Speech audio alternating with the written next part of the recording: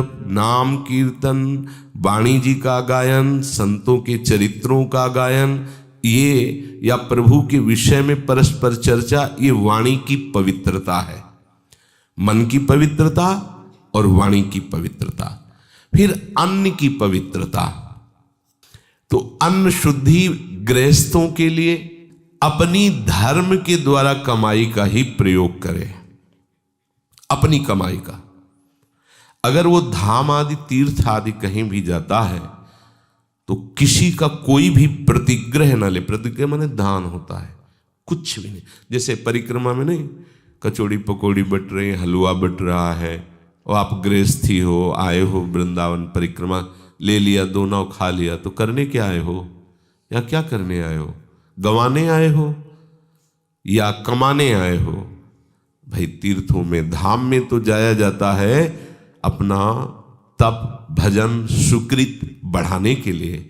यदि आप गृहस्थ हैं तो चाहे जैसी परिस्थिति हो, दूसरों का खाना स्वीकार ना करें, दूसरों के पदार्थों की तरफ दृष्टि मत रखें।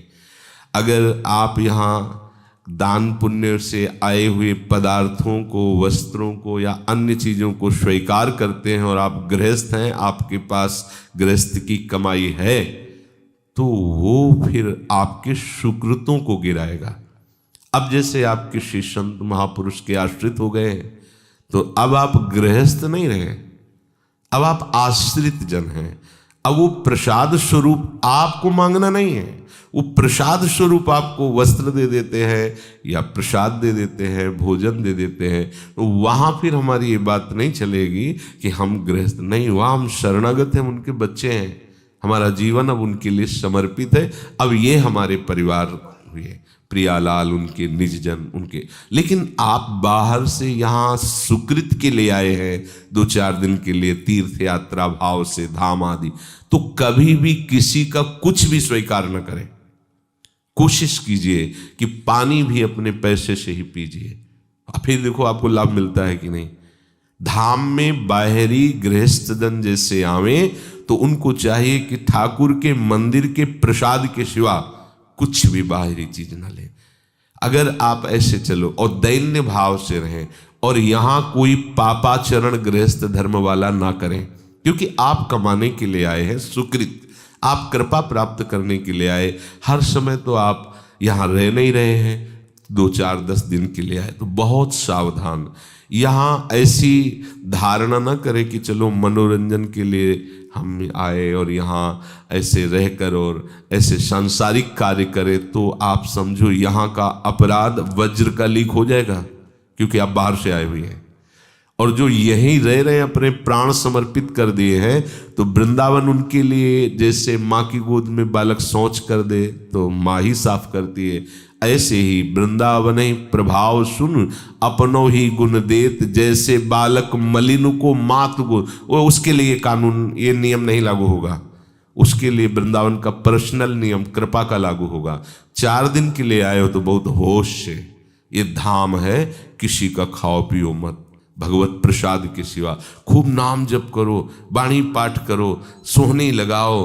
अगर आपके पास 10-5 रुपए ही हैं, दाना खरीद लो, पक्षियों को डाल दो, 2-4 बंदरों को डाल दो, किसी एक साधु को भिक्षा, ये तुम स्वयं किसी का प्रतिग्रह न लो। गृहस्थ धर्म के अनुसार अपने मेहनत से की हुई धर्म की कमाई से आप दूसरों को भी सुख दीजिए, और खुद आपके पास ऐसा पैसा नहीं, कोई बात नहीं, आप कष्ट पूर्वक 2-3 दिन वृंदावन वास कीजिए, कुछ चना चबेना चबाकर, या उपवास ही करोगे तो मर तो नहीं जाओगे ना। और अगर 2-3 दिन 2 रात्रि 3 रात्रि रह के वापस हो गए, किसी का कोई अपराध नहीं बन, ये अमोघ हो जाए, इतना ही आपको यमराजपुरी नहीं जाने देगा, यमपुरी नहीं जाने देगा, इतना ही आपको बचा लेगा।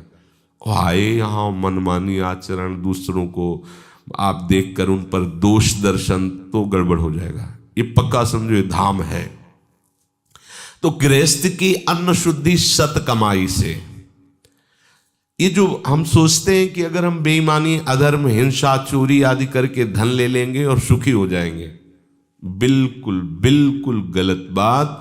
ये सोच ही आपका नाश कर देगी, ये सोच ही आपको जीवन भर अशांति प्रदान करेगी।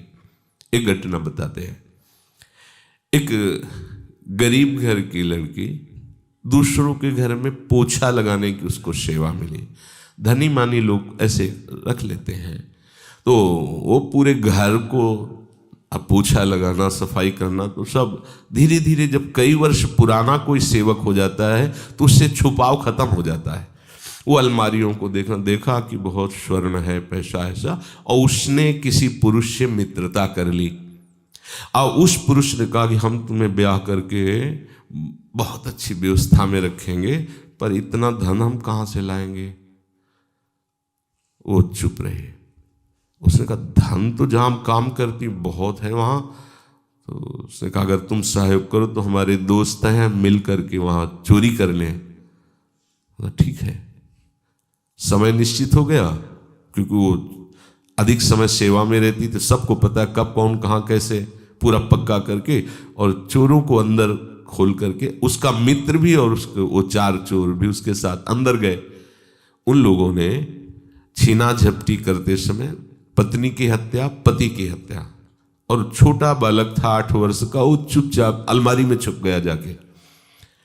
अब वो जो सेविका लड़की थी उसने कहा आपने तो केवल चोरी की बात की थी, ये बात हम नहीं बर्दाश्त करते, हमारे तुमने मालिक को मार दिया। हम सोचती थी पैसा चुरा लोगे, भाग चलेंगे, अपना घर गृहस्थी बसाएंगे, शांति से रहेंगे, अधर्म करके शांति से रहेगा। अच्छा, अब उन चारों को ये भय सता गया कि ये कहीं सरकार को सूचित न कर दे, पुलिस आदि को। तो जो उसका मित्र था उसको गाड़ी में बैठा लेके, अब यहाँ रहना ठीक नहीं है, चलो। और रास्ते में अपने मित्रों से कहा हमारा हिस्सा दीजिए और लड़की को ले जाइए। उन लोगों ने लड़की के साथ गलत किया, उसे मार डाला। इसके बाद जब घर में ये बात खुली तो वो बच्चे ने सब बता दी, वो काम करने वाले, उसकी भी जब 100 मिली तो वो जानकारी की। चारों वो जेल गए, लड़की की मृत्यु हुई। कौन शांति से रह पाया? अधर्म के द्वारा कोई शांति से रह पाता है? नाश, केवल नाश। सच्ची मानिएगा, केवल नाश। शब्द याद कर लो। 100 रुपया भी अधर्म का आएगा तो 1 लाख तुम्हारे चौपट कर देगा। ये मत समझो कि 1 लाख और 100 हो गए, नहीं, 100 आया है ना तो तुम्हें 100 करके जाएगा, तुम्हें श्मशान बना देगा। पहले के लोग डरते थे, हमने गांव में देखा है, जैसे भूल से उनके पास 10 रुपया गिनती में ज्यादा आ गए तो कहते थे पानी तभी पिएंगे जब 10 वापस करे आएंगे। उनके पास जाते हो, राम राम भैया ये तुम्हारे 10 रुपया ज्यादा गिनती में आ गए। वो ईमान के कारण नहीं, उनको पता ही अधर्म का 10 है हमारे ऊपर, कोई न कोई बवाल खड़ा कर देगा। और आज अपने लोगों की बुद्धि ऐसी मलिन होती जा रही कि चाहे जैसे रुपए आवे, आना चाहिए तो आएगा तो, पर लेके जाएगा पूरे परिवार को अशांत, पूरे जीवन भर। अब वो चारों पूरे जीवन भर जेल में सड़ेंगे।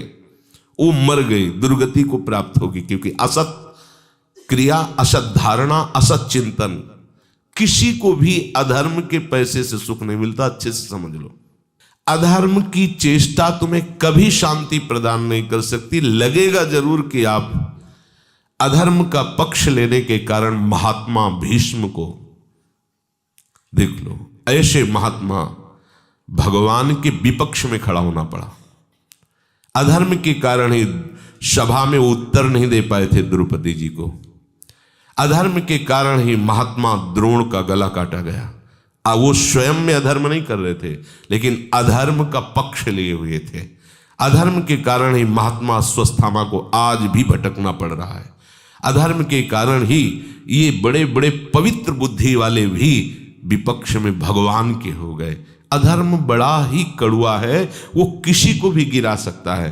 पर आजकल अपने लोग केवल धन पर लक्ष्य रखने वाले, हम ये समझते हैं कि जैसे भी धन आ जाए बस हम सुखी हो जाएंगे। पर भूल है, जो आपके पास धर्म का नमक रोटी हो और खाओ तो देखो परिवार स्वस्थ रहेगा, आप शांत रहोगे, आपके हृदय में ऐसा एक बल रहेगा। धर्मो रक्षति रक्षता, धर्म स्वयं आपकी रक्षा कर लेगा। एक बल रहेगा। धर्मात्मा पुरुष के पास एक धर्म का बल होता है, और अधर्मी बलहीन होता है। बाहर का वो नाटक बल का करता है, वो घमंड दिखाता है, लेकिन आंतरिक बलहीन होता है। तो गृहस्थ की अन्न की शुद्धि तभी मानी जाती जब धर्म की कमाई से, अगर आप 8 घंटे के पैसे लेते हैं तो 8 घंटे 10 मिनट मेहनत कीजिए। 8 घंटे में 10 मिनट कमी पे छुट्टी की चाह मत कीजिए, खूब मेहनत कीजिए। अगर आप उसके पैसे लेते हैं तो वैसा आप सच्ची समझ लो, आप अगर किसी से भी थोड़ी भी बेईमानी करेंगे तो वो बेईमानी आपको अपने ही परिवार में चुभने वाला काम पैदा कर देगी। देख लेना, पुत्र अगर सही मार्ग से चलता है तो पिता का हृदय शीतल होता है। अधर्म की कमाई की तो पहले वही बुद्धि बिगाड़ी जाएगी जिनको देख कर आप जलो, जिनके मोह में आपने अधर्म किया वही तुम्हें ऐसा दुख देंगे कि तुम्हें एक ही उपाय केवल दिखाई देगा कि बस मृत्यु ही सही उपाय है। अब क्या करें, पत्नी अनुकूल नहीं, पुत्र प्रतिकूल जा रहा है, सारा का सारा कमाया हुआ हमारा धन व्यर्थ जा रहा है। जिनको मैं सुखी करना चाहता था वो दुख के मार्ग में जा रहे। अधर्म कभी किसी को शांति प्रदान नहीं कर सकता, ये ध्यान रखिए। धर्मात्मा पुरुष का कभी कोई बाल बांका नहीं कर सकता। 5 थे, 5 के 5 सुरक्षित रहे, और वो कितने थे? 100। सांप के सांप मरे, सबका सब। अधर्म का नाश निश्चित है। थोड़े दिन के लिए फूल जाओ, थोड़े दिन के लिए फूल लो, आपको लगेगा कि बहुत बढ़िया चल रहा है, लेकिन उसका परिणाम आपके लिए हानिकारक होगा।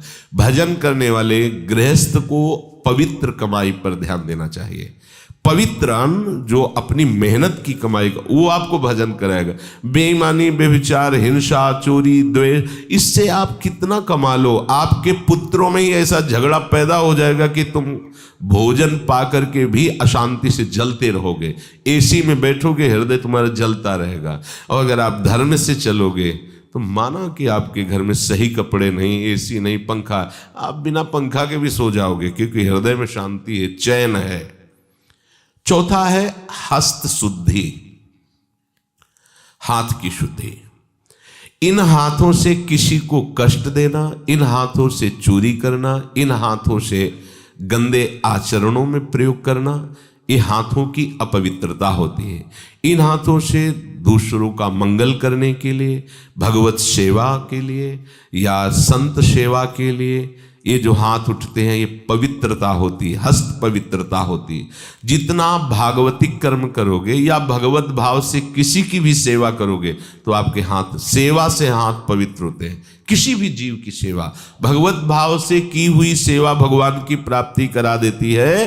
किसी भी जीव की सेवा आप भगवत भाव से कर सकते हो, क्योंकि सब जगह भगवान विराजमान है। जब इन हाथों से गंदे आचरण करते हो, गंदी क्रियाएं, हिंसा, चोरी आदि, जो तुम्हारे हाथ अपवित्र हो जाते हैं। और जब आप भगवत सेवा, साधु सेवा, धर्म पूर्वक चेष्टाएं, तो आपके हाथ पवित्र। हस्त शुद्धि। फिर कच्छ शुद्धि, ये बहुत आवश्यक है, जिसका कोई परिचय भी नहीं जानना चाहता। नरसिंह मेहता जी कह रहे हैं, काछ बाछ मन निश्चल राखे, धनी धनी जननी तेरी रे, भड़ नरसैया दर्शन पावा। बोले बड़े भाग्य हैं जो मुझे ऐसे महात्मा, ऐसे महापुरुष के, ऐसे भागवत के दर्शन हो जाए, जो काछ वाच मन निश्चल राखे, जो आराध्य देव में मन निश्चल रखा, वाणी को सदैव शासन में रखा और जनेन्द्री को शासन में। काछ, कच्छ देश को पवित्र रखना। कच्छ शुद्धि अर्थात शुद्ध ब्रह्मचर्य, वीर की पवित्रता, जनेन्द्री की पवित्रता अत्यंत आवश्यक है, चाहे गृहस्थ हो चाहे विरक्त हो। यदि आपकी जनेन्द्री पवित्र है तो आपके पितरों को पिंडदान करने का अधिकारी पुत्र पैदा होगा। यदि जनेन्द्री ही पवित्र नहीं है तो वर्ण संकर के द्वारा पितरों को पिंडदान नहीं होता है, वो केवल नाटक होता है। जनेन्द्री की शुद्धि अत्यंत आवश्यक है, चाहे गृहस्थ हो, चाहे विरक्त हो, चाहे स्त्री हो, चाहे पुरुष हो। इस पर कोई विचार ही नहीं करता है। आज ऐसे मनमानी सिद्धांतों को हृदय में धारण किया जाता है, जिसकी कहीं भी किसी भी तरह से कोई भी ऐसा लक्षण नहीं दिखाई देता जिसमें मंगल हो, सुख हो, शांति हो। कहीं नहीं, खोजने पर भी नहीं। पर अगर ये बातें रखी जाती है, बोले पुराने जमाने की बातें हैं तो साधु महात्मा या इससे ही बोलेंगे, ऐसा नहीं। आपकी जनेंद्री पवित्र है तो आपकी गृहस्थी में भगवान का भक्त पैदा होगा। जनेंद्री पवित्र है, देशभक्त पैदा होगा, माता पिता की आराधना करने वाला पुत्र होगा, धर्म से चलने वाला, पितरों को तृप्ति प्रदान करने वाला पुत्र होगा। और अगर आपकी जनेंद्री पवित्र नहीं, व्यभिचार दोष से युक्त है, तो वर्ण संकर संतान होगी जो तुम्हें भी पीटेगी और पितरों को तो कहीं एक चुल्लू जल भी नहीं पहुंचेगा, क्योंकि है ही नहीं उनके पितृपक्ष में, वो है ही नहीं उनकी कुल परंपरा में। और दोष युक्त जनेंद्री वाला कभी भी निष्काम नहीं हो सकता। ध्यान रखना, ये जो गृहस्थी में ब्याह आदि करके गृहस्थ धर्म के प्रयोग का विधान है, उसमें एक गुप्त रहस्य है। वो एक दिन निष्काम हो जाएगा, काम विजयी हो जाएगा। एक पत्नी व्रत, एक पतिव्रत वाला एक दिन उसी गृहस्थी में रहते हुए निष्काम हो जाएगा, एक दिन वो काम रहित हो जाएगा। ध्यान, ये भगवत विधान से, जो शास्त्र विधान से चलता है, इसका परिणाम होता है राग रहित होना। वो अत्यंत आसक्त बीच में दिखाई देगा, क्योंकि प्रथम वो संयम से चला है, तो अंतिम उसका संयम में ही जाके उतार होगा, वो बैरागी हो जाएगा। भले गृहस्थ में रह रहा है, भेष भले बैरागी नहीं, लेकिन वो विषय बैरागी हो जाएगा। अगर हमारा ईर्षेंद्री और जनेंद्री जनित ही क्रीड़ा चलती रही तो इस मनुष्य देह की सार्थकता क्या है। इसलिए जनेंद्री को पवित्र रखना, ब्रह्मचर्य युक्त होना अत्यंत अनिवार्य है। चाहे गृहस्थ हो, चाहे विरक्त हो, शरीर और मन बुद्धि और स्वभाव तीनों को पवित्र करने में बहुत बड़ा योग ब्रह्मचर्य का होता है। दिनचर्या परिपक्व नियम से, ठीक समय से, ये ब्रह्मचर्य की क्षमता होती है।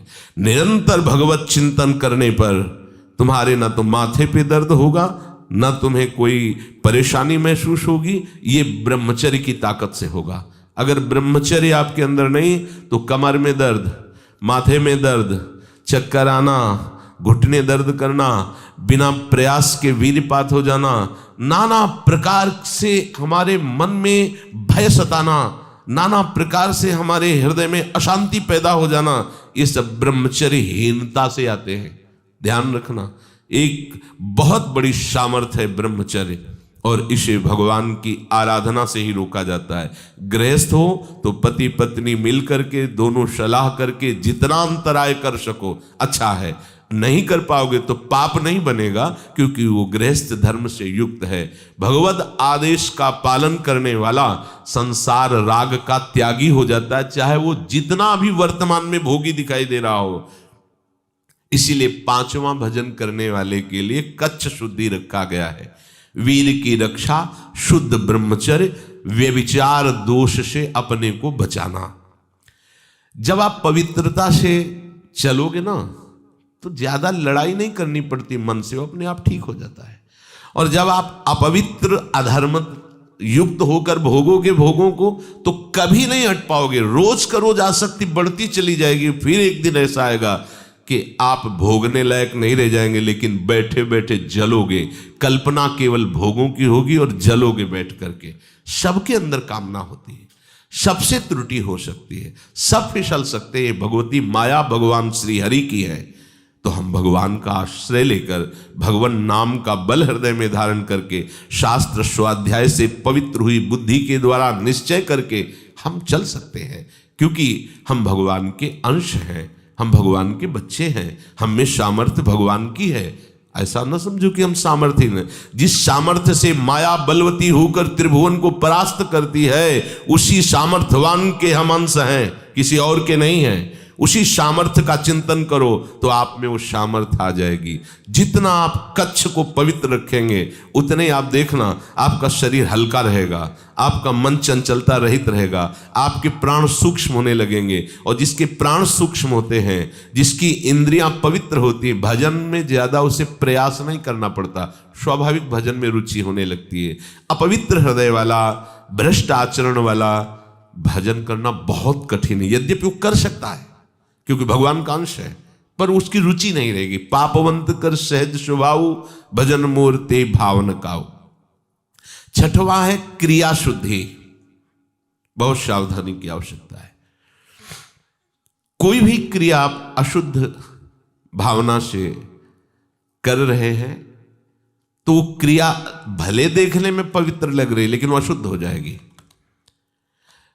अब जैसे गृहस्थ में है, संतानोत्पत्ति की क्रिया हुई और आपने उसे गर्भ रहा, आप उसे नष्ट करवा दिए, हमारा ही तो बच्चा है। अब आप भारी दंड के अपराधी, आपकी क्रिया अशुद्ध हो गई।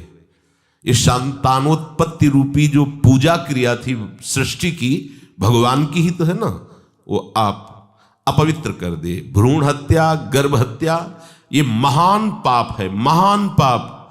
सोचो, तुम्हारे आंगन में कोई छोटा सा तुम्हारा ही बालक घुटने के बल खेल रहा और आके कोई एक थप्पड़ मारे, आपको कैसा लगेगा? आपके प्राण व्याकुल हो जाएंगे, मेरे बच्चे को और तुम वही अपने उदर रूपी आंगन में खेलते हुए उस नन्हे से शिशु को, जो अभी किसी भी तरह से अपनी रक्षा नहीं कर सकता, केवल तुम्हारे आश्रित है, तुमसे पोषित है, तुम उसे मरवा देते हो, नष्ट कर देते हो, उसकी हत्या करवा देते हो। ये काम तो पहले राक्षसी वृत्ति वाली राक्षसनियां करती थी, जो बिल्कुल जिनकी बुद्धि आसुरी प्रवृत्ति में होती थी। वो अपने बच्चों को भी भूख में खा डालती थी, जैसे सांपनी अपने बच्चों को खा जाती है। अब आप अपने को क्या बोलेंगी? मां कहने की अधिकारिणी हैं आप। अपने गर्भ में पलते हुए भ्रूण को, शिशु को आप नष्ट कर देती हैं, तो आप मां हैं। शास्त्र तो कहता कुपुत्रो जायते क्वचिदपि कुमाता न भवति। पुत्र तो कुपुत्र सुना है लेकिन मां कभी कुमाता नहीं सुनी। वो अपने दिल को भी दे सकती है। अगर ऐसा उत्तर आवे डॉक्टर का कि कोई इसे दिल दे दे तो बच सकता है, तो मां पहले बोलेगी कि अगर मेरा बालक बच जाए तो मेरा दिल उसमें डाल दो, मैं तो हो गई, ये सुखी रहे। ऐसा मां का हृदय होता है। वही मां आज इस बल पर उतर गई अधर्म की आचरण में कि अपने गर्भस्थ शिशु की हत्या कर दी। इससे माना ही नहीं जाता कि मैं कोई अपराध कर रही हूं। ये निश्चित समझो बहुत बड़ी दुर्गति का कारण होता है। ये जो संतानोत्पत्ति की पवित्र क्रिया को अपवित्र कर दिया जाता है। सावधान। अगर हम इन बातों पर ध्यान दें, फिर सोचेंगे कि हमको दान पुण्य कर देंगे, तो जिनको दान पुण्य करोगे उनकी भी बुद्धि भ्रष्ट हो जाएगी, उसका भी अपराध आपको लगेगा। अधर्म के द्वारा कभी भी धर्म हो ही नहीं सकता। जैसे किसी को लगता है अधर्म के द्वारा हम इतना अर्थ कमाया और साधु महात्माओं को दे दिया, वो अधर्म का धन जाएगा, साधु महात्मा की बुद्धि भ्रष्ट करेगा, उसका पाप आपको लगेगा। अब वो अधर्म की कमाई का पाप और साधु महात्मा की बुद्धि भ्रष्ट करने का पाप आप झेल पाएंगे? अधर्म से कभी किसी को शांति और सुख की प्राप्ति नहीं होती।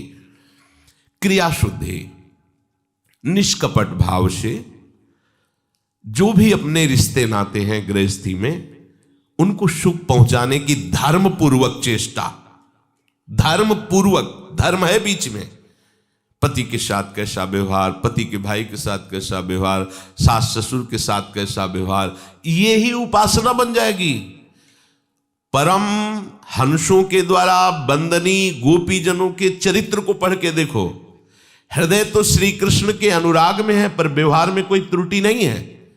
पतियों की सेवा, पुत्र की सेवा, परिवार की सेवा, पशुओं की सेवा एक पवित्र गृहिणी की तरह गोपीजन करती हैं। धान कूटना, लीपना, पोतना, सब काम वैसे ही कर रहे हैं, लेकिन मुरारी पादार्पित चित्त वृत्ति, वृत्ति कृष्णाकार है। सेवा पूरे परिवार की हो रही। बढ़िया भजन, त्यागी, वैरागी, सन्यासी, परमहंसों के द्वारा भी जिनकी चरण रज की वंदना की गई, उन गोप